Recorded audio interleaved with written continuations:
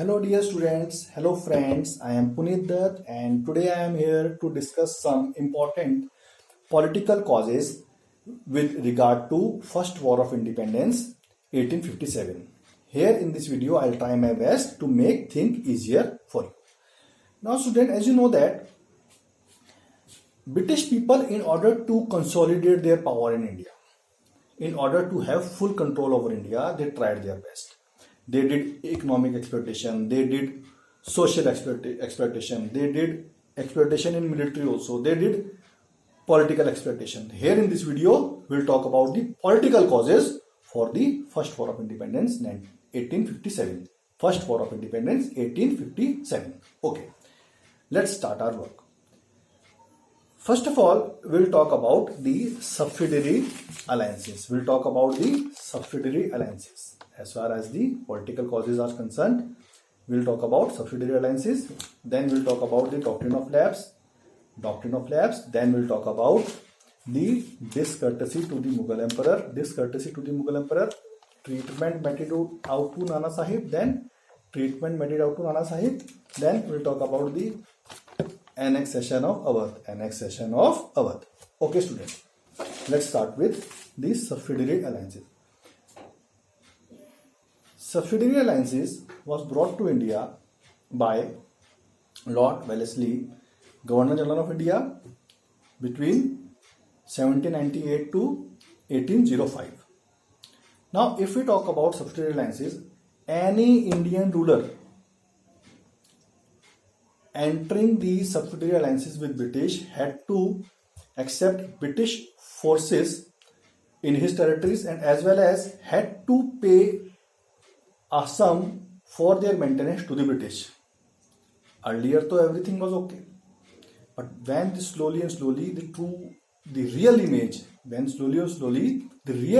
of British, when it came out, the relation of these rulers with British worsened. These rulers started raising their voice against the British because they lost their freedom, they lost their sovereignty. In order to do anything, they had to ask British first. Nizam of Hyderabad was first to enter the subsidiary alliance with British. Then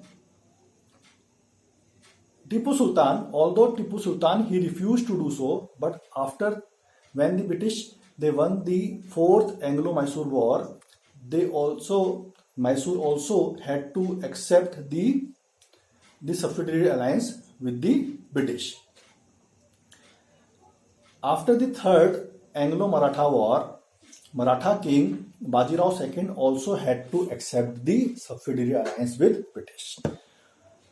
Now, student, everything was not okay that time. People, they started realizing that they are not safe in the hands of British, so they started protesting against, they started going against the British rule. The next was the doctrine of lapse. Now we'll talk about the doctrine of lapse. Now student, if we talk about doctrine of lapse was brought to India by Lord Dalhousie, Governor General of India, between 1848 to 1856. But in some books, it is given that 1846 to 1856. Anyway, now if we'll talk about the doctrine of lapse, according to the doctrine of lapse, if a ruler of a dependent state, please listen carefully, if a ruler of a dependent state died without having a natural heir to the throne, his property or territory would be annexed by East India Company. British at that time, they knew that in India there were many territories at that time that they were not having their natural heir to the throne. That's why they brought all this thing. They were using all these methods. Satara, Nagpur, Jhansi, they suffered a lot. And if we talk about Jhansi, Rani Lakshmi Bai, when she got ultimatum after the death of the king, when she got ultimatum from the British rule that she had to leave her Jhansi because they were not having the natural heir to the throne, but she refused. She refused to obey the British order. She went against the British rule. She went against the British order and she revolted. She raised her voice against the British authority and she fought very bravely. Very bravely. She said, I would not give my Jhansi to anyone.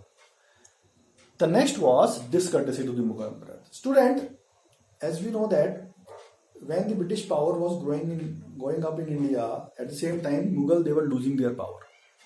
Although Mughal rulers, they were not having so much of power, but still they were using the title of king. British announced that after the death of Bahadur Shah, after the death of the king, his successor would not have to allow to live in the imperial palace, Red Fort, and also they announced that they would not allow to use the title of the king. It hurt the sentiment of the people. People, they went against the British rule. They revolted against the British rule. They revolted against this act. The next was the treatment meted out to Nana Sahib. Nana Sahib, who was Nana Sahib? Nana Sahib was the adopted son of ex-Peshwa Bajirao II.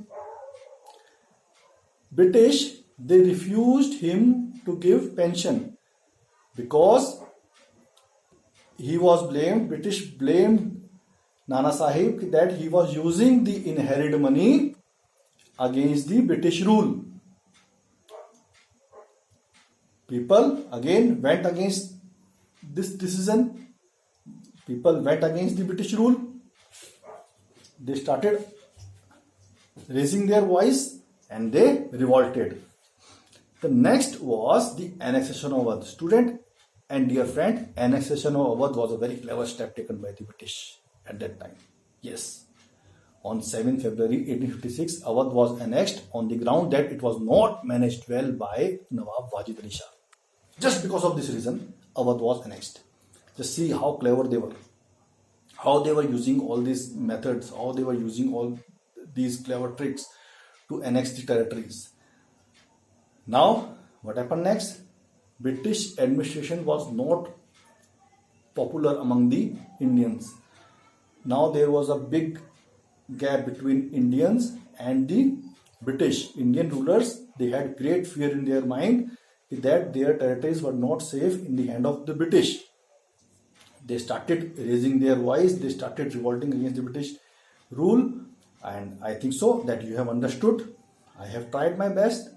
These were the important political causes with regard to the First War of Independence, 1857. In the next video, I'll come back and I'll try my best to make things easier for you, and I'll try my best to explain some important economic causes with regard to the First War of Independence, 1857. Thank you so much for listening.